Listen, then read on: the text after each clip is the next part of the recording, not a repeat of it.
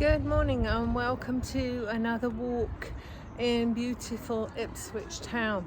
This morning we are going to walk where the Friars and Dessenters and professionals walked. So let's take a stroll and see what's going on. So today we start our walk on St Stephen's Lane. This walk will incorporate some of the town's benefactors, some of the medieval history of the Carmelite and Dominican religious orders, and a meeting house of the dissenting nonconformists of the 17th century. There'll be some interesting facts that relate to street names and history, and if we come across any pubs or other interesting places along the way, we'll point them out. This here is St Stephen's Church,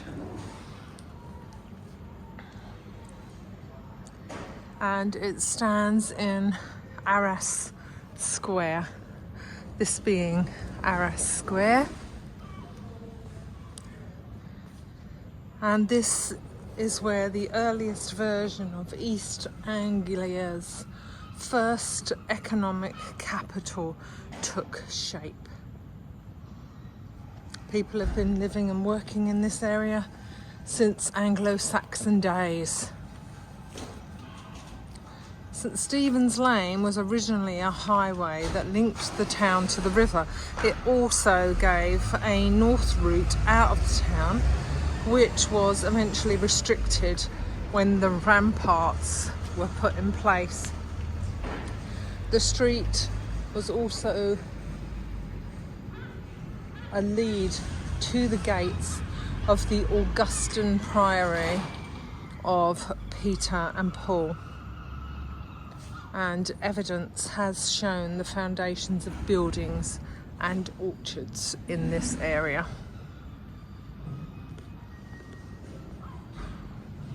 Now the street once extended down here,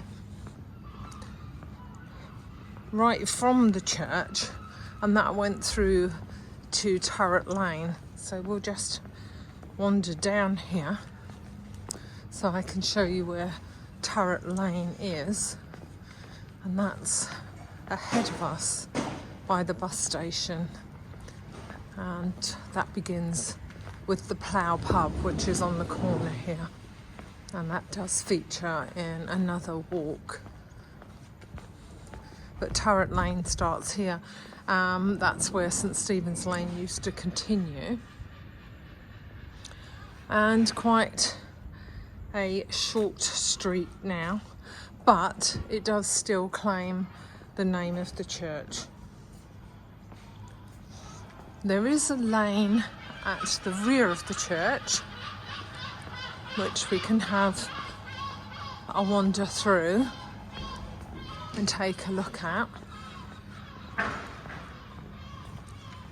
And that lane sits between the Con Club and what is now Wilko.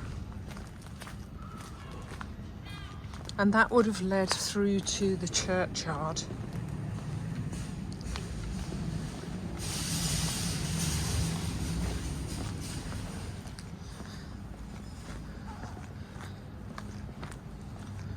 And that is aptly named St Stephen's Church Lane. And there, as you can see, there's a Conservative Club. And now this is an interesting piece here.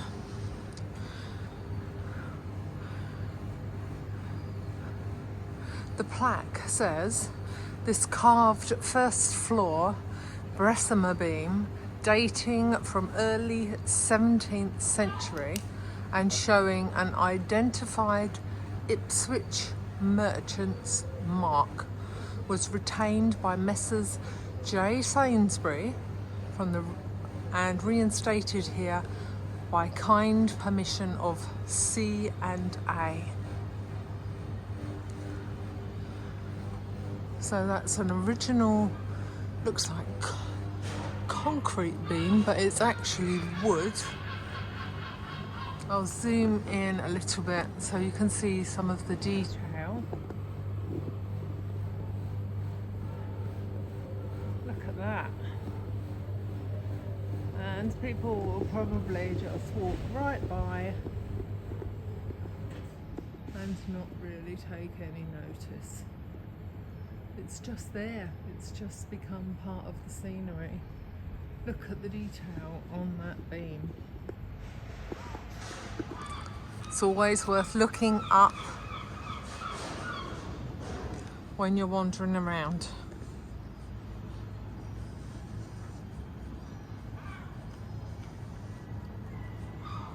Now this is St Stephen's Church Lane. Quite nondescript, really, isn't it? After being such a beautiful church lane. We are now at the rear of the church, and the cemetery, which is equally overgrown, is said to date from the 1st century. So I'll just show you some of the stones and tombs that are in here, all now kept behind a fence. There is a little bit of the churchyard over here that we saw as we were walking around. In 1795, the ancient and most venerable order of Druids held a meeting here.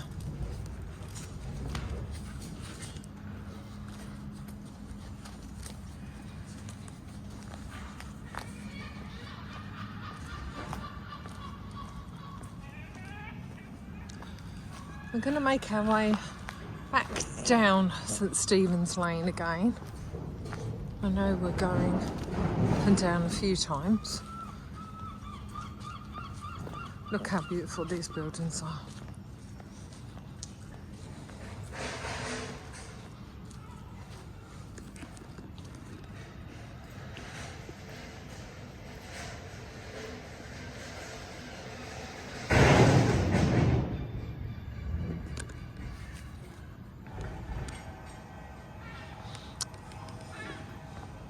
So this is number 17, St Stephen's Lane. Looks like one of the only surviving houses at this end. Now you notice the large brass bell on the floor here. There's no coincidence that this is on the floor. This was placed here to stop delivery vehicles from hitting the building. It was obviously causing an issue on the corner, and as you can see, it's a listed building, so we don't really want any damage to it.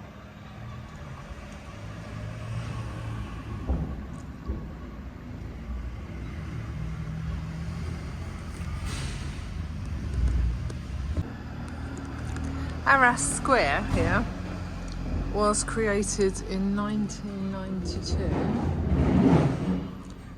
at the time that the Buttermarket shopping centre was built, and it was named to commemorate the links between Arras and Ipswich's Charter of Cooperation, and for the 67 men who lost their lives during the battle, as well as the 79 men who are remembered on the Arras Memorial, which is in Christchurch Park.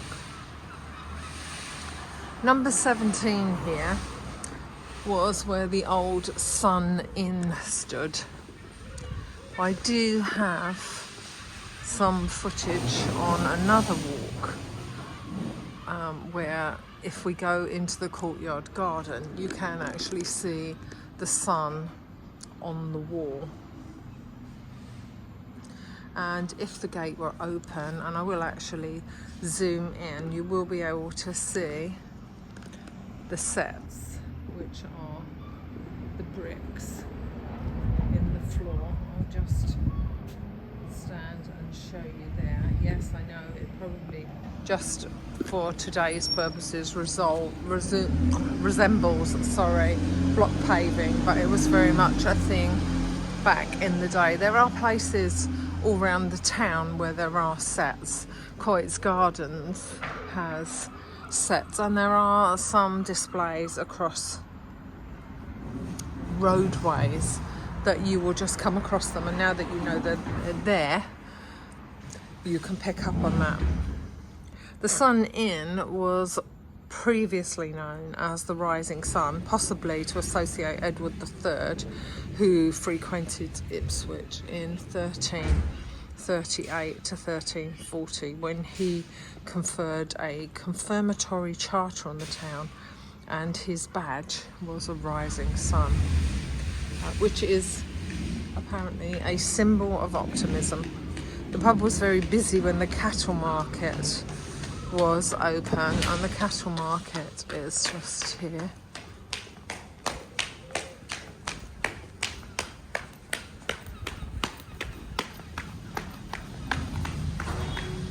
Someone a little late for work.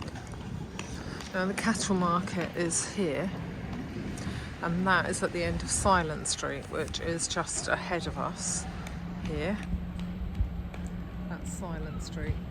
Now there was apparently a triangle that they used at the top of Silent Street and Falcon Street and Cattle Market, and that's where all the cattle were kept. Now when the cattle market was open on Tuesdays and Saturdays, this pub done a roaring trade, and unfortunately when the cattle market was moved, the pub closed in 1901. And just as an interesting fact, the rising sun over the sea is the main charge in the Suffolk coat of arms, and was used as a badge of Suffolk in the Battle of Agincourt in 1415. The pub also appears to have reduced in size as part of the Dog's Head Street widening. This house has been lovingly restored by the Alfield family, who have said to have discovered pottery dating from 650 AD, and a skeleton which could have possibly been linked to the churchyard of St Stephen's Lane. And as you can see, if I just pan around, you can see how close the church is to the house. As we wander back now to the church, I can just give you some other facts. Ipswich has been a wealthy community with its trading places and its port to support the rural inland network. And since AD 560, it started its journey as a major Anglo-Saxon emporia. By the 7th century, Ipswich had been laid down. This is another view of the side of the church, which we'll just have a wander around. Ipswich had been laid down on the south bank of the Orwell, Gips, G-I-P-E-S, after the River Gipping, and Vic, after the Viking settlement. And as you can imagine, Gips, Vic, of the old language, originally became Ipswich. The butter market, which unfortunately has hoarding around the outside of it because they are doing some work on the stairway, probably putting in more outside seating. Under the butter market here is an Anglo-Saxon cemetery, and that was in use from the 6th to the 8th century.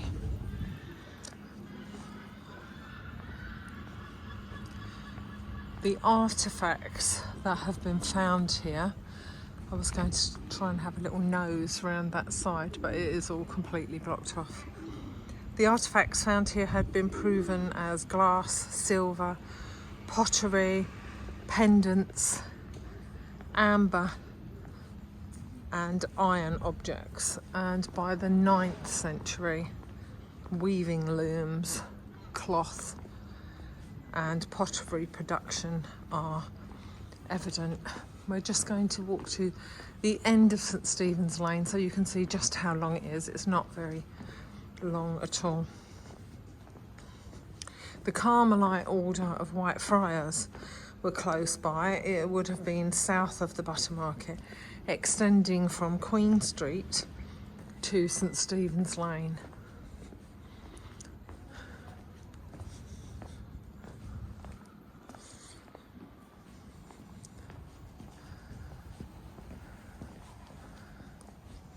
It was the largest religious order in Ipswich and one of the largest Carmelite houses in England. Now Queen Street is ahead of us, where you can see the truck parked, so you can see how far down that comes. The Carmelite Order of White Friars got their name from the white cloaks they wore over their brown habit. The friary was founded in 1278 and the first to begin a women's section, which is interesting. The dissolution of the priory in 1538 was conducted by no other than Thomas Cromwell, by which time the order had become impoverished, and unfortunately there's no surviving buildings of the White Friars. One of the most famous priors of the Ipswich Carmelites, elected prior to the dissolution, was John Bow.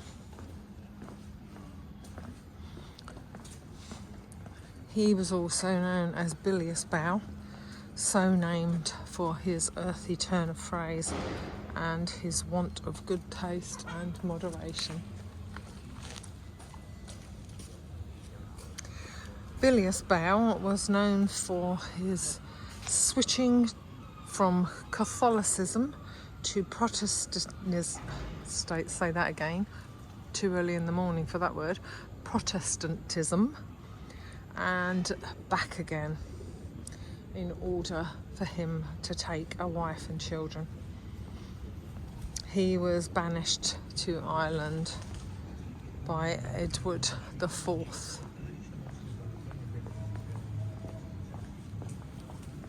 St Stephen's, although there's been a building on this site since Doomsday in 1085, the church seen here today is a mix of 15th and 16th century architecture. There's some modern day repair if you look at the red brick in the tower. Shallow excavations in the nave have revealed foundations of the wall running from the east to the west, 4 feet north of the arcade of the south aisle. The nave of the Norman church may have extended south from that wall, and the tall south porch may still contain the core of the original tower, which is quite interesting. Now, around here on the south side of the church, there is an unusual feature, which is on the third buttress. As you can see, the finishing is slightly different. It looks like somebody has tried to restore some of it. Now this area here So pan down, you can see, was once the private entrance to the Rush Chapel. And the stonework looks to be very much eroded, as we can see, although I will hold it close. It is supposed to say somewhere 1810, although I think it's too eroded to be able to see it. Who knows, maybe somebody's doing some work on here to make it more visible. So as you can see, if you do come down to have a look, this is the buttress in the church. And it does stand out very much from the others with the arch in the centre. There is also apparently a monument to Robert and Mary LeMay, who died on the same day in 1637. I haven't been able to locate it, but it could just be inside the church.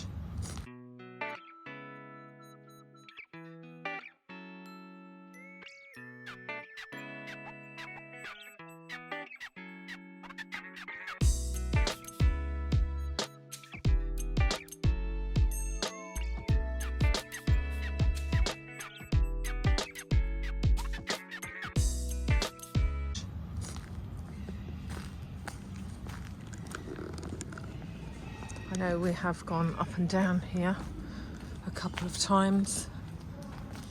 We're going to make our way down to the cattle market so I can give you a little bit of information. Now, between 1810 and 1897, the provisions market was held in the vicinity of the old cattle market opposite Silent Street, where I had pointed out earlier, and St Stephen's Lane becomes Turret Lane, which is again over here. We'll cross over so you can see that. And it's Turret Lane as it continues through the bus station. And ahead you can see the building called the Mill. Now that's actually the quay. Now this road, which goes through the bus station, as you can see, and hanging around and showing where we can see the sign for the old cattle market, and that's St Stephen's Lane, where we have come through. Those two roads formed one of the oldest continual thoroughfares in Ipswich that linked the town markets to the port and the priory of Peter and Paul.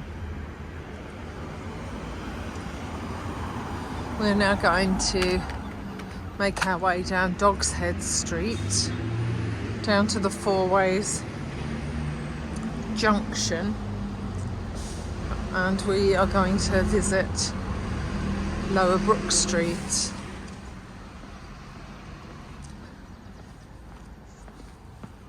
Brook Street, which is now divided into Upper and Lower Brook Street. This was another north-south route through the ancient Saxon town.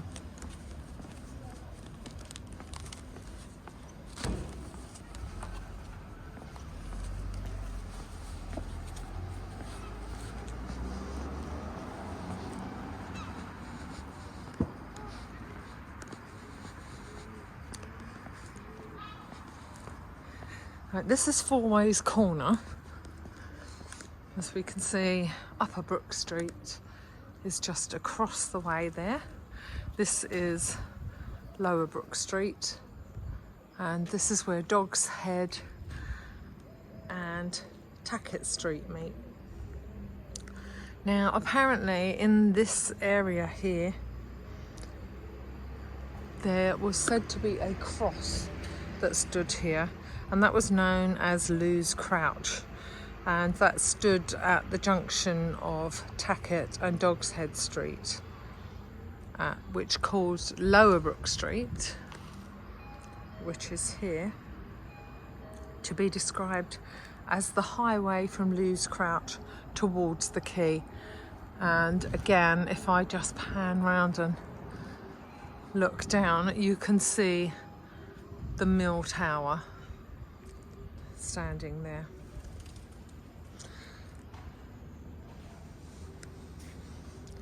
This street takes its name from the stream that formerly ran down from the springs and ponds of Christchurch Park,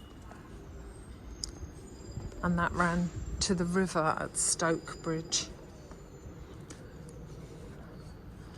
Looks like the gulls have been pecking at the bin bags this morning, but they know when the bin men are coming round. Brook Street is one of the longest surviving streets, and it stretches from Foundation Street at the lower end to Northgate Street at the upper end, and it can be traced back to Henry III in the very early years of the 13th century. Lower Brook Street shows its professional wealth with its 4-storey houses that were built in the 1850s, and these were the first of their type in the town. The character of the street is very clear as we walk along. In the 19th century, this street was nicknamed the Faculty, as it was home to the professional classes, those who were able to afford these houses and have them fronted with the white stone that you can see on one of the buildings over there did so, and that was very expensive, white wall pit bricks.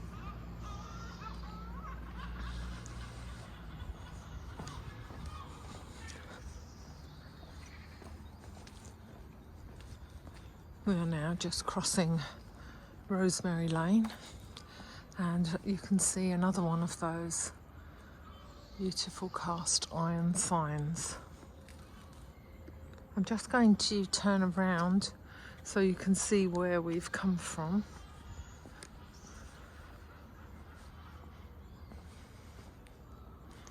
This is where we have walked down from Four Ways, and again, this is still very professional area. Quantity surveying, solicitors, so has very much kept its flavour.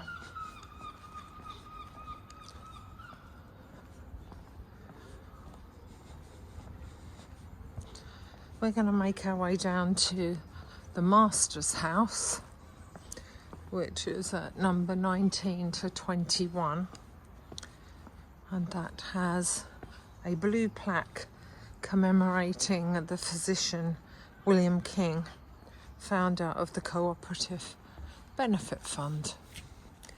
So this is the Master's house, very grand. Sitting back, it is one of the few laid-back properties on this street. I'm just going to move in to show you the plaque.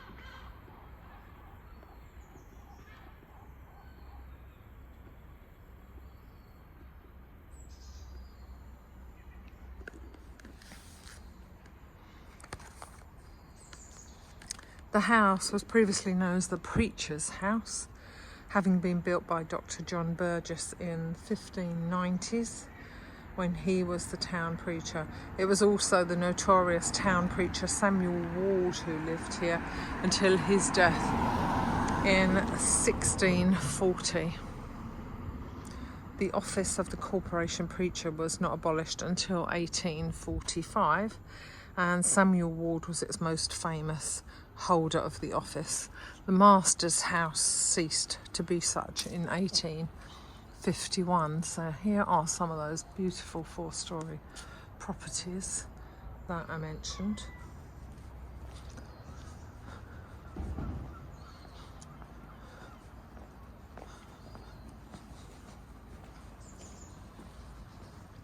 It was also on Lower Brook Street that the Ipswich Magic Circle was founded, and that was in 1928.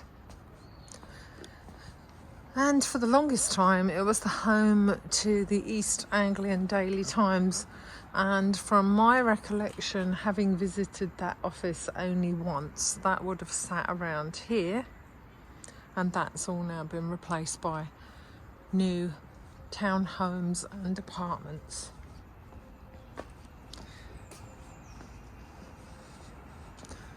They moved here in 1966 from their original location, which was on Carr Street. I'm going to cross the road and have a pan round at some of this architecture and let you enjoy it.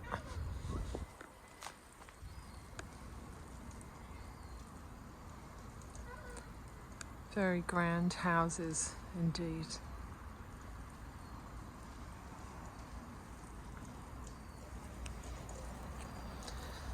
I'll just continue along so you can see the remaining houses. The house here having a bit of a garden, rear yard, probably now being used for parking. I want to make sure I don't get caught by the sprinkler that's going behind me.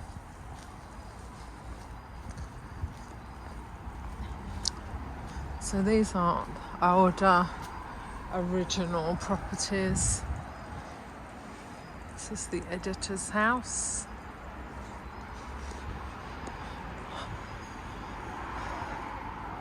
And as we come to the end of Lower Brook Street and that meets Foundation Street, it looks as though they have joined the old with the new, and this becomes the new building, which they've made in keeping with the properties, which I really like to see. I know we can't keep everything old, but it is nice when it's sympathetically developed.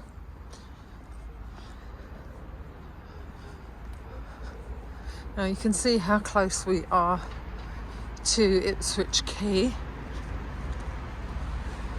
This is the end of Lower Brook Street, and this is the beginning of Foundation Street here. And you can see St Mary's at Quay standing proud there amongst all the industrial buildings. We will visit St Mary at Quay when I do a church walk.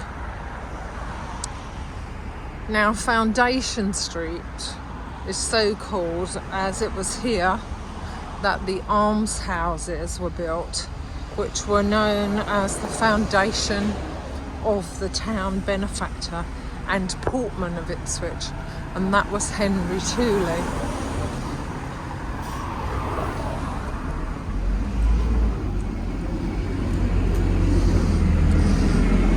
It was previously known as St Edmund Pountney Lane for St Edmund de Pountney Chapel, which once stood opposite St Mary at Quay at Rosemary Lane. I haven't been able to find much detail on that because the building actually doesn't exist, but from looking at an old map, it looks like it may have been sort of here, because that looks like it would be the end of Rosemary Lane that we passed, and this I believe is Haven House, or the back of Haven House, and it would have been situated around here. And as you can see, Foundation Street reaches from Quay Street across Star Lane to Orwell Place.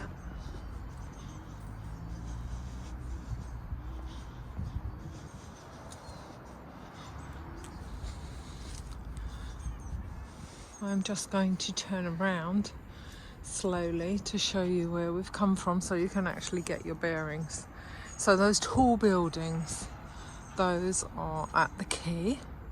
That was very much industrial, and the industrial has now moved on, and those buildings have been developed into luxury apartments. The lower end of the street was known as Bank Street from the 18th century, and that was to denote the liberal politics of the Alexander family and its adjoining Bank House, all of which had been destroyed in 1973 as part of the Star Lane traffic scheme, which is ahead of us. It's also famous for the Dominican Friars, who established a community here in 1262 after Henry II purchased a house for them, which eventually extended up to Orwell Place, and Orwell Place we'll be visiting. Part of Foundation Street, like Cox Lane and the lost Balmanies Lane, was once called the lane leading from the Friar Preachers to Carr Street, which is Carr Street, which is at the top of the town. That runs from the town centre through to Tavern Street. The Dominicans, famous for their preaching, they would have been a similar sight in the town. They would have been wearing black robes during the 13th and 16th century. Henry Tooley played a large part in the town, and unfortunately he was predeceased by his children. When Henry Tooley passed away, the main benefactors of his estate were the people of Ipswich, and although he died in 1551, it was not until 1562 they reaped the benefit. These are the almshouses, and we will come back to those shortly. Now, right here, there is a blue plaque on this property. I will come in so that you can see that Thomas Gainsborough lived at number 34, which was a similar house to this. And I'll step back. It's handy coming out at this time in the morning, no chance of getting run over while I'm backing out into the street with the camera. And number 34 was apparently here, and it was an identical house. Gainsborough lived here for about 7 years,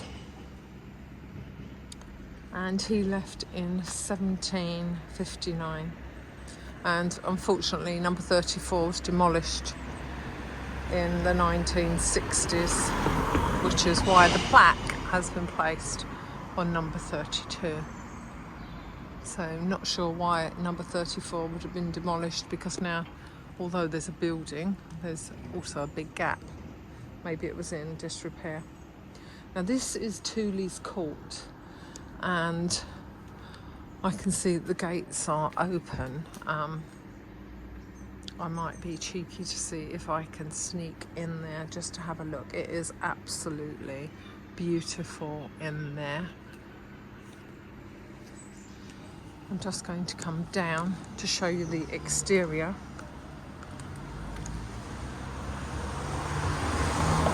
So these houses are the ones that were provided from the will of Henry Tooley.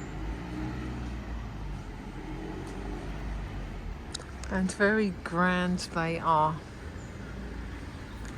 And there is a plaque on here also.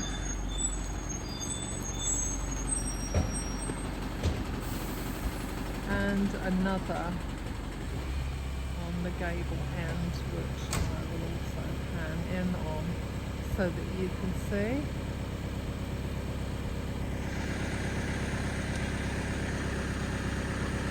These beautiful almshouses were made for the benefit of people in Ipswich who were down on their luck. I'm going to have a cheeky peek through here just to see if I can film. I don't know if there's anyone in the office No, there isn't, but look at this. Isn't this magnificent?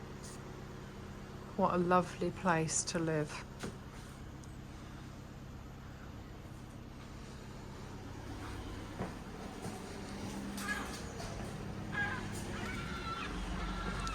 Another benefactor to these almshouses here was also William Smart. I'm going to have to cross the road again to be able to zoom in on the plaque so that you can see.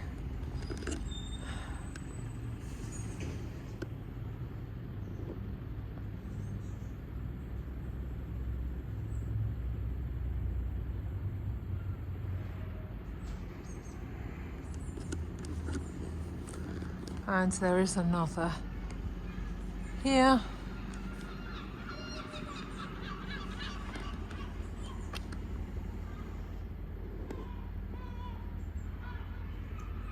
Let gentle smart sleep on its pious trust. Behold his charity, respect his dust. How nice is that? And there is another plaque above, so I'm going to step out into the road again just to show you. It would be a shame not to see them all while we're here. And this is for Nathaniel Catchpole, Alderman of the Borough of Ipswich and Justice of the Peace for the County of Suffolk.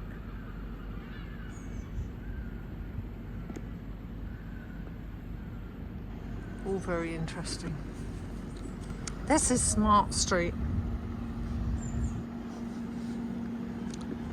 This is the side of the almshouses, as you can see. They go right down. Looks like there's a garden.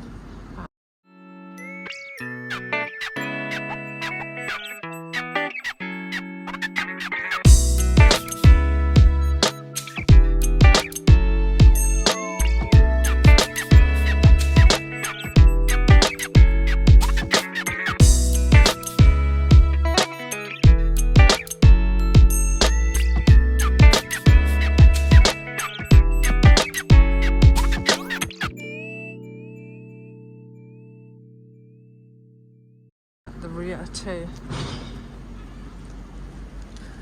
As we come down here, there's another interesting building on the side, and this is Shire Hall Schools.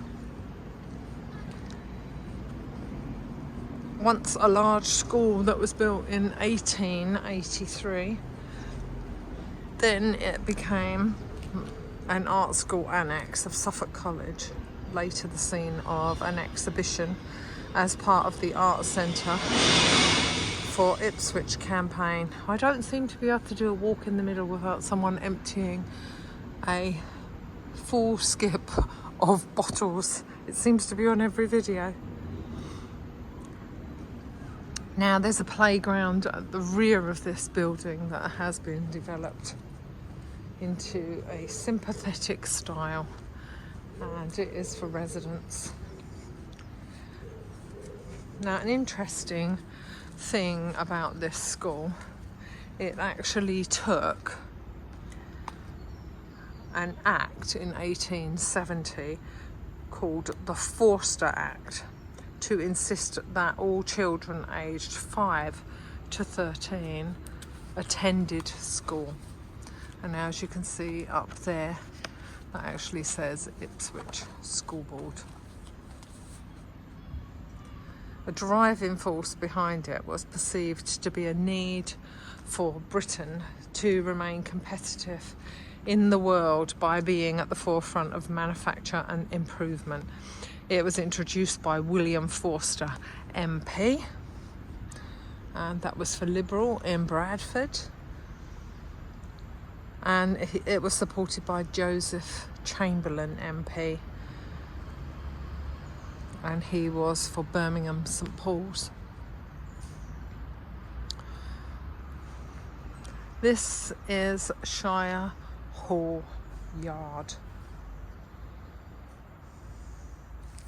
and we'll talk a little about that.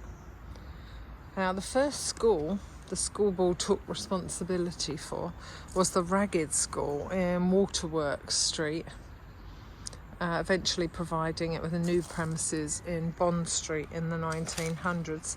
The Ragged School had been founded by the Quaker movement. Their first school in Worsted Road, which has now been demolished, followed by Argyle Street in 1872, in the second half of the 20th century. Now, as we come down here, this is Pleasant Row. You can see the signs above the doors.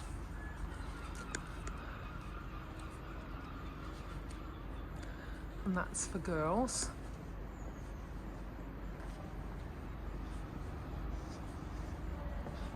I do love these old schools. I attended a school very much like this in East London, and as you can see above the door there, it says infants.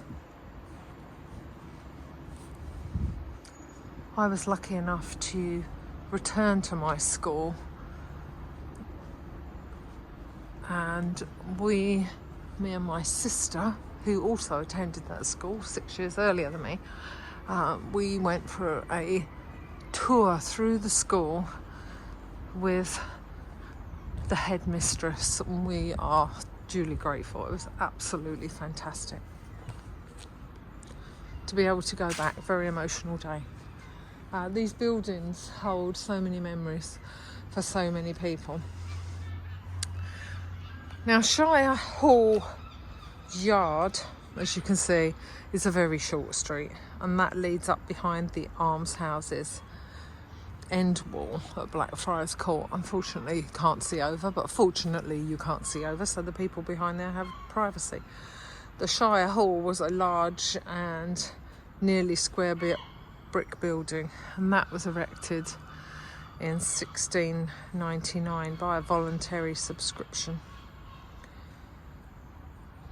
And Pleasant Row, which was, it's that close, it's at the end of the street, it's a right turn at the top of Smart Street, also very small, and that would have been one of the very narrow lanes. As you can see, you can probably drive one single vehicle down there, and that went from Shire Hall, and it had a little gate at the southeast corner,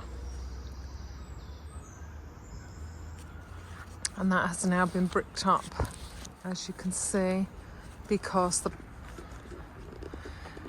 now Pleasant Row, ironically named, runs down the side of the old school, and since the building of the Eastern Gyratory traffic system, the brick wall blocks the old street at the end.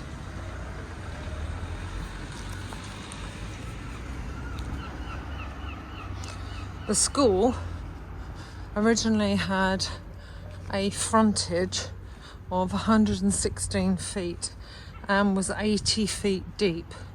So it had plenty of room for 700 children. The schoolyard was divided, girls left, boys right, and the toilets were at the back of the playground.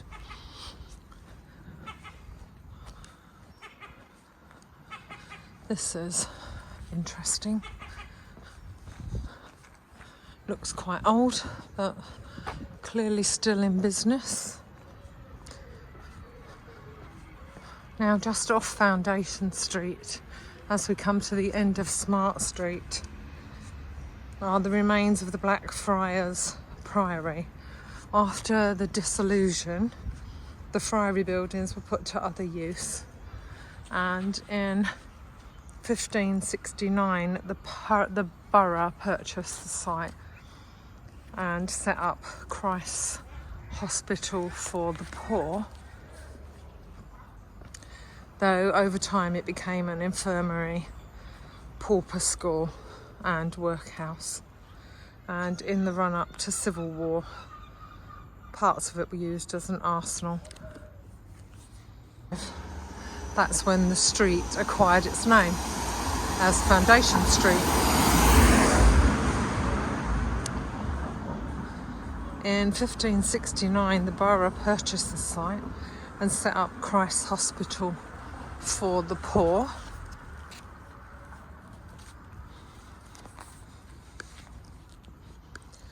Though over time it became an infirmary, pauper school and a workhouse. And in the run-up to the Civil War it was used as part of an arsenal. Now, all the history on the Friars Monastery is here on the information boards. I'm just going to have a little stroll through here and noticing another blue plaque. This one being for Nina Layard, archaeologist and fellow Society of Antiquaries, led the first excavation on this site. Interesting.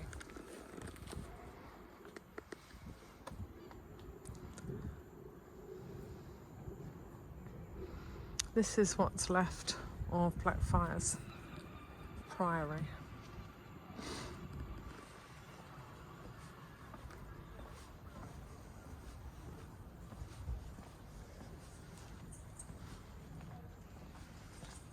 The foundation stones.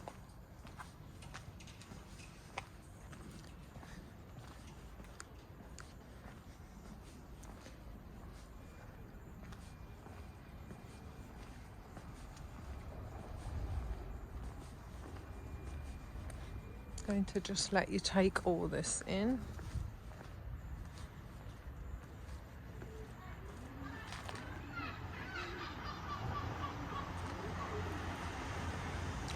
Here's another information board. I will try and insert photographs of this so you can get a longer read.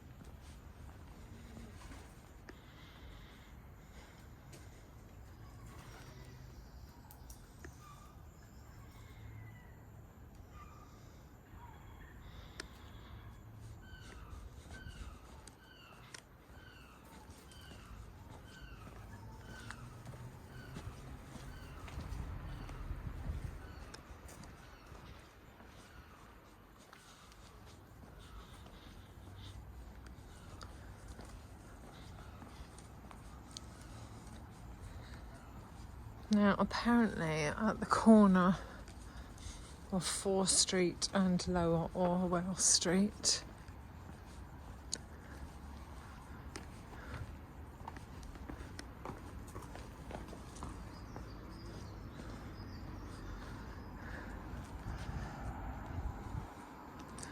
this being Lower Orwell Street,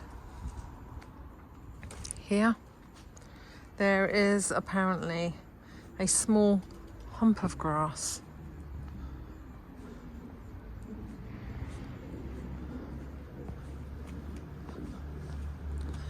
which are the only remaining parts of the ancient town ramparts. Just going to take another slow walk back through here so you can enjoy a different view of Blackfriars Priory. It's a very special place.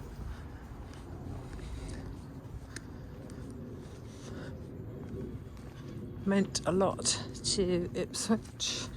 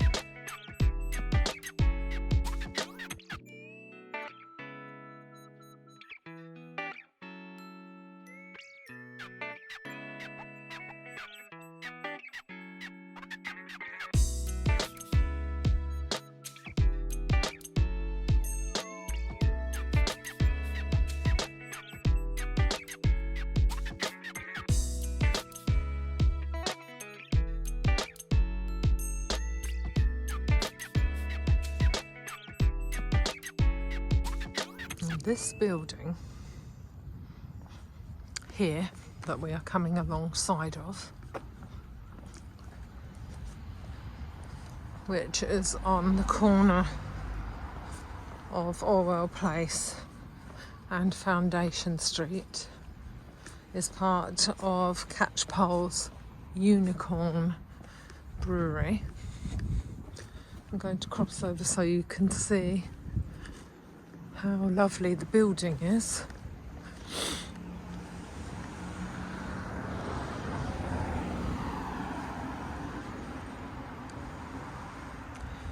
Look at that building.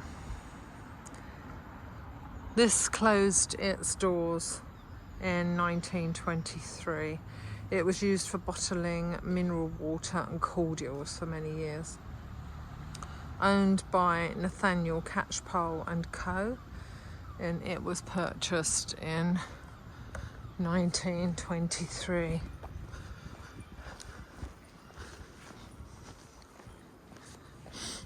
By the Tollmarch and Cobbold breweries.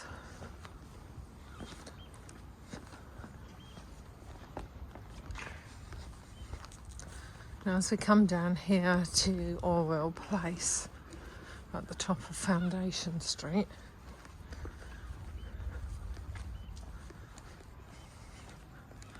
it's lovely and quiet in this area. I'm sure there are bottles waiting to be emptied somewhere. Oh, this guy came past me the other day. He has his radio on his bike. He's not heard of earbuds. That's the Unicorn Hotel, which was part of the brewery that stood behind it. And this dates from 1886. And although the brewery is listed on a site as early as 1865, the Unicorn building plays an important part in Ipswich brewing history.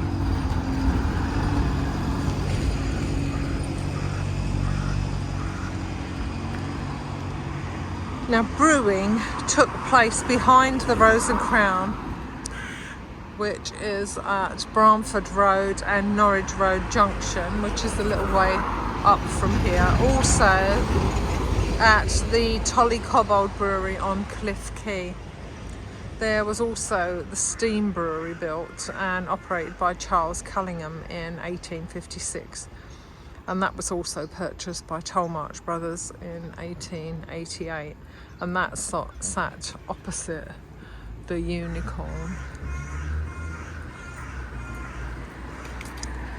Now, before long, they became Tolly Cobbold Brewery, and that was closed in 1960. And that was relocated to Cliffs Quay. The Unicorn Inn unfortunately pulled its last pint in 1977. This building is Grade 2 listed. Beautiful.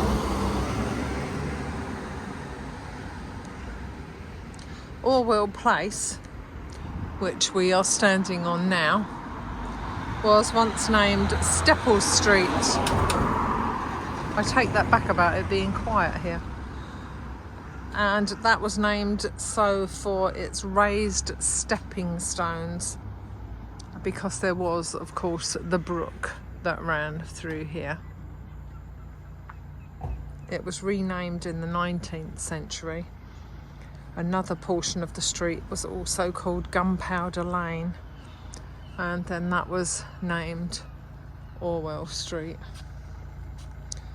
And Gunpowder Lane was named after John Paris gunpowder mills in 1587. The more colourful name for it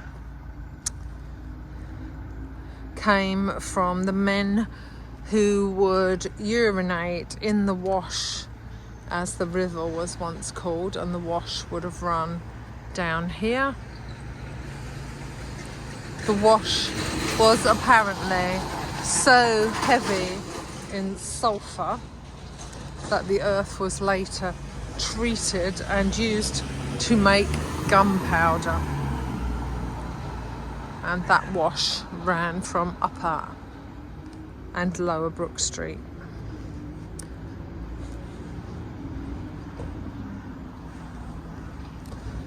This is St Pancras.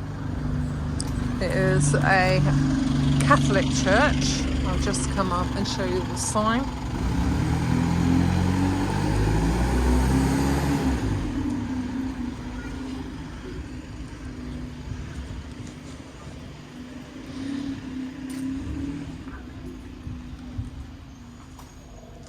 St Pancras was built in 1861, a few years after anti-Catholic riots took place and clergy were forced to barricade themselves in their homes for days on end. Houses and businesses